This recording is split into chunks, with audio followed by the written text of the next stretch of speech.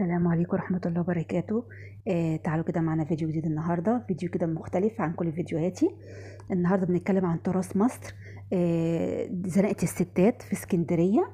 ده سوق مشهور قوي ومعروف. كان عندنا بيتسمى بسوق المغاربة. السوق دوت اتسمى بسوق زنقة الستات لضيق الشوارع بتاعته، شوارعه ضيقة وازدحامه الشديد، ولأن أغلب البضاعة اللي معروفة هناك بتخص النساء ومستلزماتهم من اكسسوارات لتجميل لكل حاجة ما تخص النساء. اتسمى بهذا الاسم. تعالوا بقى كده نشوفوا بقى، بصوا هنا اهو، ادي سوق زنقة الستات. طبعا الجولة دي ناخدها كده مع بعضينا، نعرفوا بتراث مصر ايه والتاريخ بتاعنا. بجد زنقة الستات ده من أقدم شوارع اسكندرية، طبعا في اسكندرية في مصر. شوارعه كلها ضيقة زي ما قلت لكم، عشان اللي بتتسمى كده عشان اسم زنقة الستات. في تاجر من التجار هناك أكد إن الشارع ده بيعود إلى تاجر يهودي اسمه إلي ستات. النساء كانوا بيذهبون ليه في الزنقة علشان بيقضوا حوائجهم عن المستلزمات الحريمي. اللسان اتعود على كلمة نطق ستات فتحولت لزنقة ستات.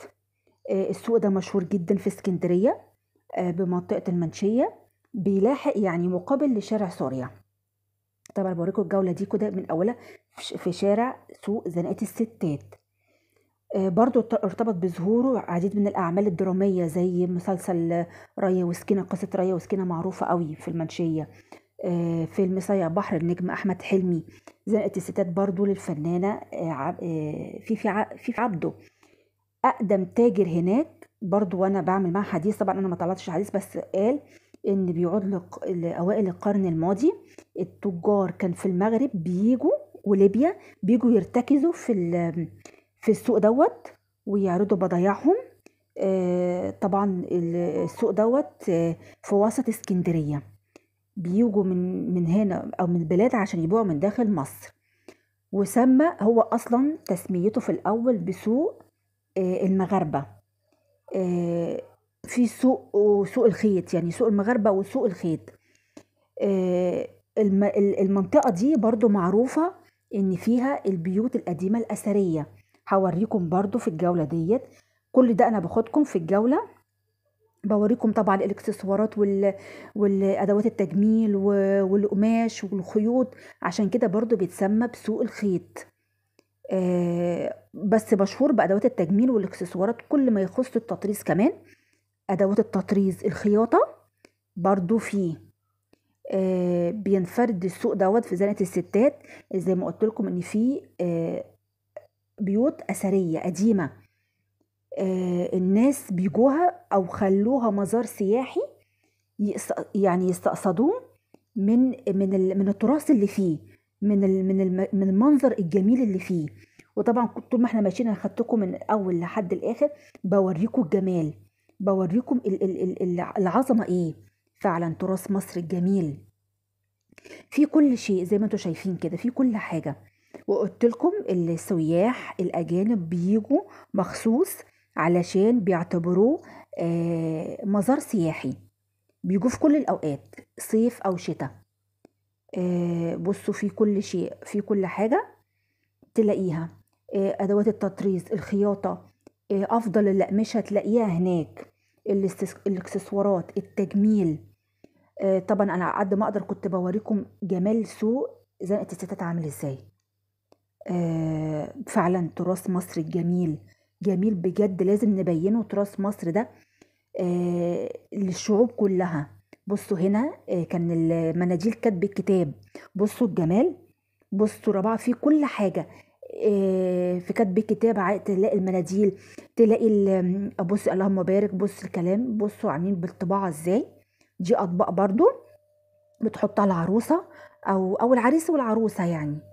بصوا الجمال، وبيحطوا كمان المناديل ديت ساعة المأذون، والاكسسوارات بتاعة العروسة. في كل حاجة، كل حاجة انت تحبيها موجودة في سوق زنقة الستات. بجد انا وانا بصور جميل، يعني لقيت حاجات يعني جميلة تشد الواحد فعلا. في طبعا كل حاجة. بصوا هنا كان في الزراير، كل حاجة اللي انتي التطريز الغطا، كل حاجة يا جماعة، كل حاجة. هو بصوا هو ضيق جدا. ما هو سمى زنقة ستات ليه؟ عشان دي الشوارع بتاعته ضيق، شوارعه ضيقة. هنا كنت بوريكم العقاد بقى. بصوا الجمال، حاجات تحفة. ايه رأيكم؟ بجد. وحاجات هناك بسعر الجملة، تلاقي أرخص خالص من أي منطقة.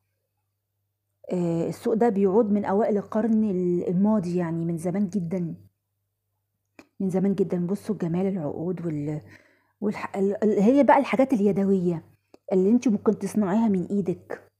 اتمنى تحطوا اللايك، حطوا اللايك. ولو عجبكم الفيديو دوت ان شاء الله يعجبكم.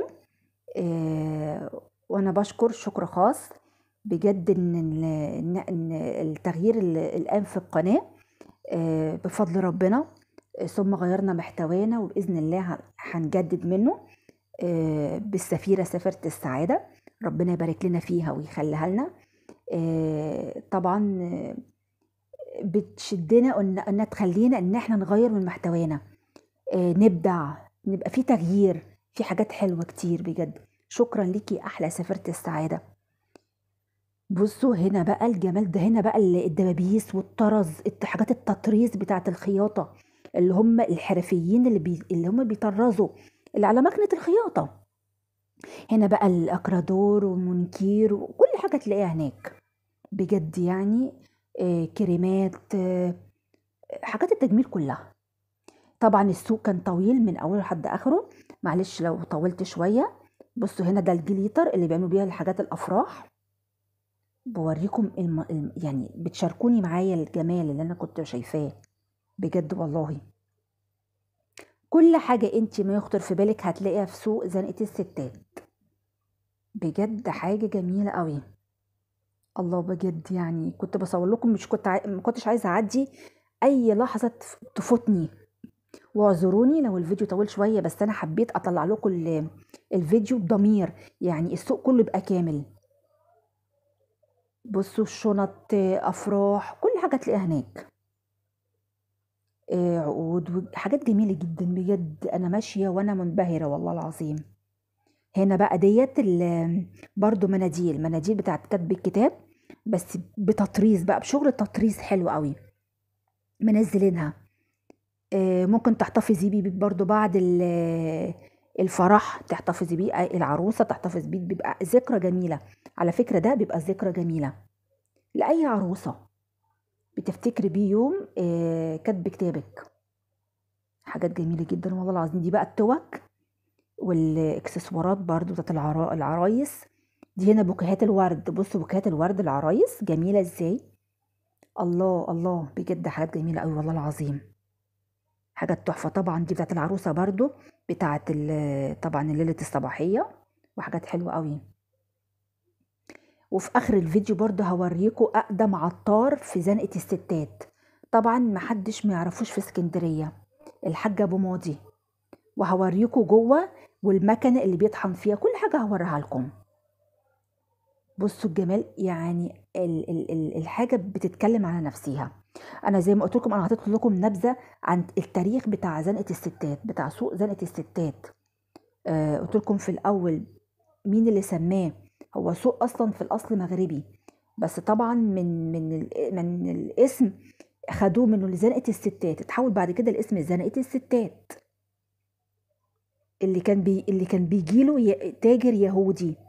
التاجر اليهودي دوت كان الناس بتجيله من كل حتة، بيجوا بقى يستقضوا بقى حوائجهم من كل حاجة، يتمركزوا في السوق ده، فتعرف بالاسم ده. بصوا بصوا كل حاجة خيوط، بصوا الخيط، الصوف، كل اللي انتوا عاوزينه تلاقوه. السوق جميل جدا جدا. هنا ده البوكيهات الورد، برضو الورد اللي بيتحط في اي حاجة بقى عايزة تطرزيها، فستان، اي حاجة عروسة او فستان سواريه. ودي توك برضو. انا كنت هنا داخلة بقى هنا عند زي ما بقول لكم التاجر، اقدم تاجر معروف، الحاج ابو ماضي. ده بتاع عطارة وبتاع مغات. عارفين المغات؟ مغات اللي لما تكون الواحدة والدة وقايمة من ولادة، أحلى حاجة ليها المغات، وفي السبوع كمان. ده بقى هنا التاجر دوت قال لي لا لازم تصوري برضو القماشة. القماشة بصوا الجميلة، السواريهات، السواريهات جميلة جدا. عنده قماشة سواريهات كل حاجة فيه. بصوا القماش، القماش جميل. هوريكم كمان في المنطقة ديت بيوت قديمة، يعني أقدم بيوت. والتاجر ده اتكلمت معاه طبعا، طلعت معاه حديث، بس ما طلعتوش بالصوت عشان كانت في أغاني برضو تبعه ونشر. قال لي إن البيوت القديمة دي من قرون زمان قوي. هوريها لكم دلوقتي. وزارة الأوقاف واخداها، يعني وزارة الأوقاف واخداها عشان جوه السوق، جوه زنقة الستات. طبعا بيعتبروه طبعا زي ما بقول لكم تراث، هو من التراث المصري. فوزارة الأوقاف واخداه. بص كان عنده، أنا بوريكم القماشة الجميلة، يعني السوق معروف ده وزنقة الستات بالقماش، بالقماش أكتر حاجة فيه القماش. سواريه بقى، أفراح، عروسة، كل اللي انت عايزاه تلاقيه هناك. جميل بجد، كان المنظر روعة. بص السواريهات، قماشة السواريهات دي قماشة سواريهات على فكرة. هنا كنت بوريكم بقى. بصوا ده برضو المحلات دي قديمة جدا على فكرة، من زمان قوي، قديمة من أول ما اتفتح السوق.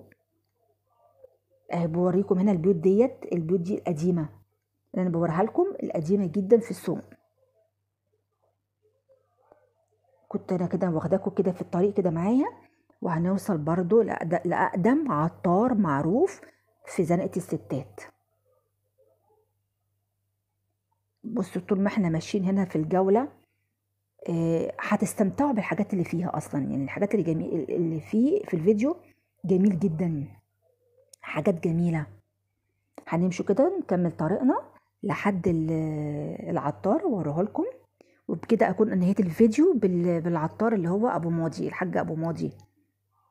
اوريكم الحاجات الجميله اللي عنده، والعطاره وتركيبات اللي عاملها ومكنه المكنه اللي بيتحط فيها المغات بالحبات وبالبهارات، وبيطحنوها ازاي.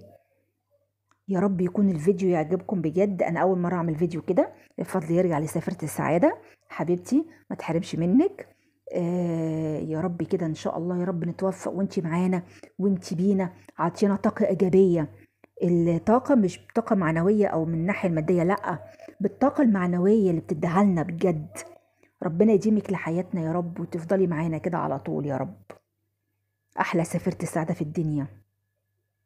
هنا اهو كنت ماشيه ومكمله لحد ما هنروح عند العطار ده. عطار اهو اللي بقول لكم عليه، الحاج ابو ماضي، اقدم عطار في زنقة الستات. اي حد يروح هناك يسأل هيلاقي عطارة ماضي زي ما انتم شايفين. زيوت، تركيبات، مغات، عطارة، كل حاجة، كل حاجة تلاقوها. هدخل لكم برضو كده جوه وهوريكم كل حاجة. دي بقى الكركة دي والعطارة والحاجات المعروفة ديت. هنا من جوه المحل بوريكم بقى ازاي.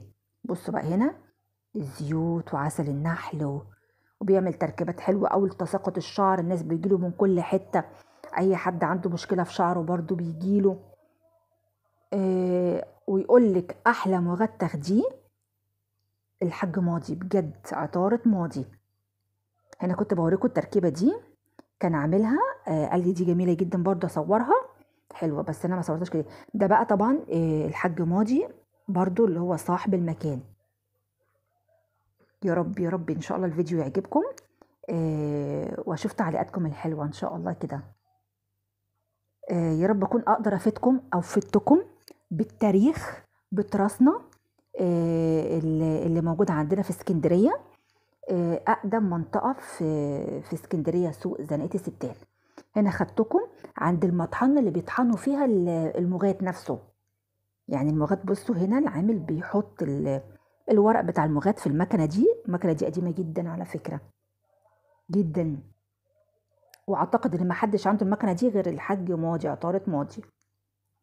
بيحطها وبيدخل فيها وبتطلع المغات بقى بالبهارات بتاعته. يلا شكرا واشكركم، يا رب الفيديو يكون عجبكم. السلام عليكم.